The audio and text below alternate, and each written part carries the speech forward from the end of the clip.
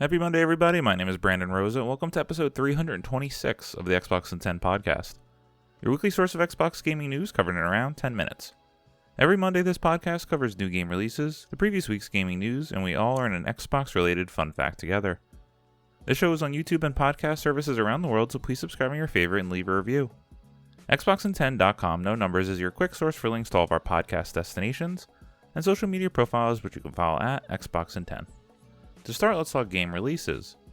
There are no big games out last week, but the games coming out this week include Particle Hearts, Gears of War Reloaded, Helldivers 2, Space Adventure Cobra: The Awakening, Axo Bubble, Captain Bones, Makey's Adventure, Mini Words, U-Boat, Legends of Amberland 2: The Song of Trees, Node, The Last Favor of the Antari, The Nightling, Metal Gear Solid Delta Snake Eater, Bumblebee Storm of Friendship, Carlos the Taco, Compass of Destiny and Stumble, Color Water Sort, Death Mask, Gang Blast, Heading Out, Shinobi, Art of Vengeance, Kitten Island 2, The Mystery of Woolly Mountain, Goosebumps, Terror in Little Creek, and Mina the Hollower. Big week. There are some new games you can play now on Game Pass and or coming soon, and they include the following games. You can now play Blacksmith Master via Game Preview on PC, Voidbreaker on PC, Goat Simulator Remastered on Series X and S, Persona 4 Golden Cloud Console and PC, Herdling Cloud PC and Series X and S, August 26th, Gears of War Reloaded Cloud PC and Series X and S, on August 28th, Dragon Age The Veilguard Cloud PC and Series X and S. Now to last week's biggest news stories, and we have 5 to cover this week. Number 1, round up all the Xbox reveals from Gamescom Opening Night Live 2025. Fraser Gilbert at Pure Xbox writes, "Weren't able to catch the Gamescom Opening Night Live 2025 event earlier today. No worries, you can always go back and watch the on-demand version for yourself, which you'll find elsewhere on Pure Xbox. If you don't want to watch it all the way through, we've detailed all the important reveals in this article. The following list is everything Xbox related that was revealed during Gamescom Opening Night Live 2025. In the pre-show, Bubsy 4D is coming to Xbox, debut trailer revealed. Outlaws plus handful of missions remastered announced for Xbox by Night Dive Studios. Dench Attack brings its trick-infused 3D train platformer to Xbox in spring 2026, coming to Game Pass. He-Man and the Masters of the Universe Dragon Pearl of Destruction revealed by Limited Run Games. Valor Mortis announced for Xbox a new first-person Souls-like. Sci-fi horror game Routine returns with a new trailer, hits Xbox in late 2025, coming to Game Pass.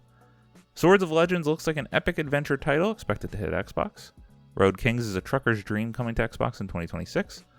Sonic Racing Crossworlds gets a new trailer, beta taking place in late August. Now on to the main show. Black Ops 7 gets a November release date, beta takes place in October, coming to Game Pass. Lords of the Fallen 2 announced for Xbox, coming in 2026. Lego Batman Legacy of the Dark Knight looks awesome and it hits Xbox in 2026. Monster Hunter Wilds and Final Fantasy XIV are getting a crossover event. Onimusha Way of the Sword debuts new trailer ahead of 2026 Xbox release. Daemon Cross Machina Titanic Scion now has a free demo on Xbox. Fallout Season 2 gets its first reveal, not on Xbox, but it's Xbox related at least. Indiana Jones DLC gets a new trailer headed to Nintendo Switch 2 in 2026. World of Tanks 2.0 is the biggest update in the game's history, launching in September. John Carpenter's Toxic Commando debuts new trailer ahead of early 2026 launch. Unbeatable brings its Rhythm Adventure to Xbox on November 6th. Xbox debuts new trailer for Ninja Gaiden 4, October date still locked in, coming to Game Pass. Another look at Silent Hill F ahead of its release in September. Chronos The New Dawn is almost here and its launch trailer has arrived. The Outer Worlds 2 reveals new Companions trailer for October launch, coming to Game Pass. Moonlighter 2 The Endless Vault hits early access on PC, coming to Game Pass in October, full launch coming to Xbox. Vampire the Masquerade Bloodlines 2 finally gets an October release date for Xbox. Kingdom Come Deliverance 2 brings its second story expansion to Xbox this September. Cult of the Lamb Woolhaven is a massive paid expansion coming in early 2026. World of Tanks Heat is coming to Xbox, first trailer revealed. And finally, a fresh look at Resident Evil Requiem to finish off the showcase. But wait, one more surprise reveal, Black Myth Wukong Zhang Ku gets announced. Rewind about 3 minutes and then re-listen to that news story recap and take a shot every time I say Xbox. Godspeed. Overall, I thought this was a totally mediocre to okay show. Really didn't do much for me. Didn't come crazy in the ways of surprises or things I was really looking forward to, so I will just shout out, I have to, for Resident Evil Requiem. It is my favorite franchise of all time, and seeing more of that game looked awesome, looks really scary, want to play that in first person over third. And then the surprise, Lego Batman Legacy: The Dark Knight did look really cool. It looks like it has the Arkham combat in an open world Lego game. The last one I played was the Skywalker Saga, which, because I'm a huge Star Wars fan, and it was really fun, so I might actually pick that game up. Number 2, Forza Horizon 6 location leaked by car import company fans believe. Tom Phillips at IGN writes, fans believe they've worked out the setting of Forza Horizon 6 based on teasing social media posts from a car import company connected to the game. In a now deleted Instagram post, vehicle import firm Colton Classic shared an image purporting to show a Forza Horizon staff member digitally standing a car for use in the series' next game. The post went on to state that the staff member had traveled to its premises in Australia to scan a series of K models, which are unusual to find outside of Japan. And it's because of this, as well as the post's subsequent removal, that fans now believe Japan is Forza Horizon 6's setting. Quote, exciting news, end quote, the post read. Quote, we have Cody here from Forza Horizon Official shooting cars for the next installation in the series. As there are no late model Kai cars in America, he has flown out from the States to use our cars as the basis for their digital versions. We are huge gamers here at Colton Classic, and it's an honor to be supporting Forza and making Kai cards accessible virtually for people who can't have them IRL, end quote. Japan has ranked highly among the most requested locations for Forza Horizon 6, following previous series entries set in Australia, Mexico, and the UK. Xbox boss Phil Spencer recently confirmed the next Forza game would arrive in 2026, and this is widely expected to be a new Forza Horizon game.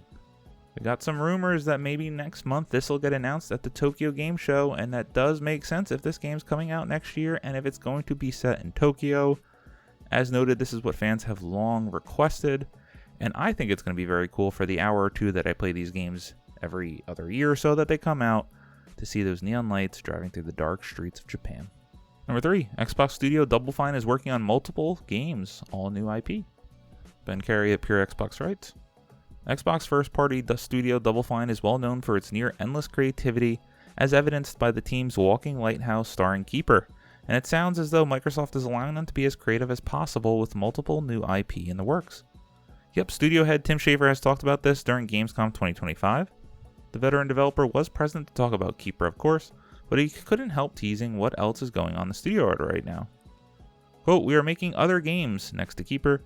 2, we have multiple games going on in the studio. The thing I will say is this, they are all brand new IP. We are excited about sharing them someday, end quote. The only slight downside to this is that the work on a potential Psychonauts 3 is less likely to be going on over there, considering spinning up multiple new IP is going to take the majority of this relatively small studio's time, we'd say. I still need to go back and play Psychonauts 2, as I was playing Psychonauts 1 leading up to it and just never went back. I can't say I'm a huge fan of Double Fine games, but I love how weird and creative this studio is, so I can't wait to see more of what they're going to make. Number 4, Helldivers 2 is officially getting Halo ODST content, but its first Legendary War Bond is going to cost you.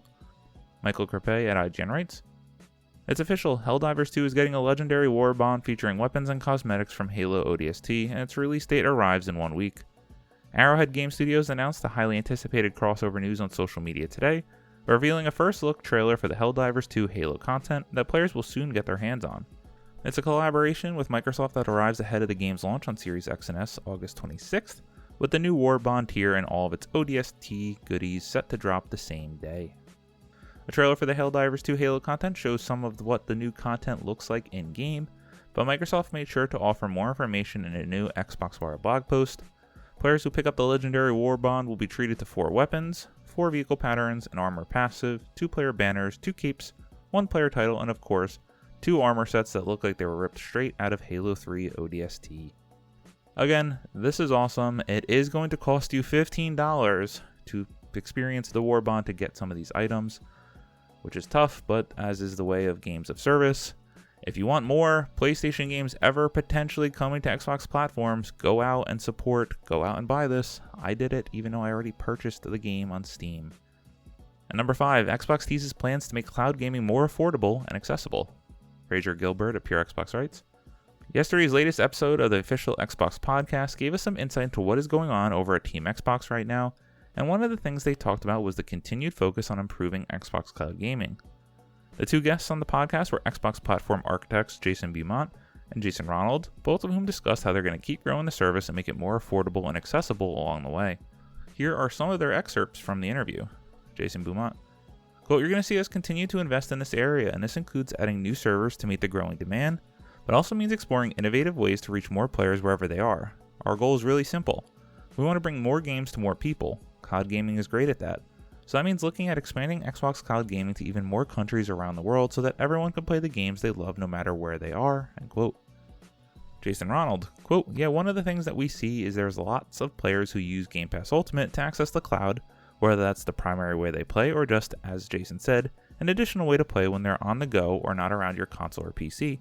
And so for us, I think it really opens up the opportunity to make it more affordable and to make it more accessible to more players, whether that's going into new regions or new ways to actually access the cloud," end quote. We've heard for quite a while that Xbox might be interested in opening new ways to access cloud gaming without having to be a Game Pass Ultimate subscriber, so that's probably something in the works right now, and obviously they've confirmed here that they want to open up to more countries around the world as well. This is good to hear. It's clearly in the works. I imagine it's going to be coming in the next year or so as they want to do this ahead of the next gen launch. I like it as a part of my service. It will never be the way I exclusively game, at least right now, but it's nice sometimes to just be able to hook it up to the living room TV via my Fire Stick and continue my saves through Game Pass Ultimate on the cloud. As always, we end our show with a fun fact about Xbox, and with Metal Gear Solid Delta Snake Eater coming out, how would you play these games in chronological order? And why did they start with this game? Well, that's because Metal Gear Solid 3 Snake Eater is the first in the series chronologically. Number 2, Metal Gear Solid Portable Ops. 3, Metal Gear Solid Peace Walker. 4, Metal Gear Solid 5 Ground Zeroes. 5, Metal Gear Solid 5 The Phantom Pain. 6, Metal Gear. 7, Metal Gear 2 Solid Snake. 8, Metal Gear Solid. 9, Metal Gear Solid 2 Sons of Liberty. 10, Metal Gear Solid 4 Guns of the Patriots. And 11, Metal Gear Rising: Revengeance. I have still yet to ever play and beat a Metal Gear Solid game. Is Delta Snake Eater finally going to be the one that I play? Well, maybe if I can ever find the time in life to continue playing more and more games.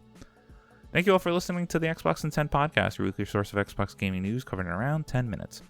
If you like the show, please subscribe on your favorite podcast service, share it with your friends, leave a review, and follow on all social media at Xbox in 10. This past week, never sat down with the controller to play some games, so it was just Marvel Snap every day on the iPhone. For next week's show, there is a chance that it might not release at midnight like it always does on Monday, but if not, it will be out later that day. Apologies. My name is Brandon Rose. You can follow me on Xbox at Brosa93. Hope you all have a great week, stay safe, and keep on gaming.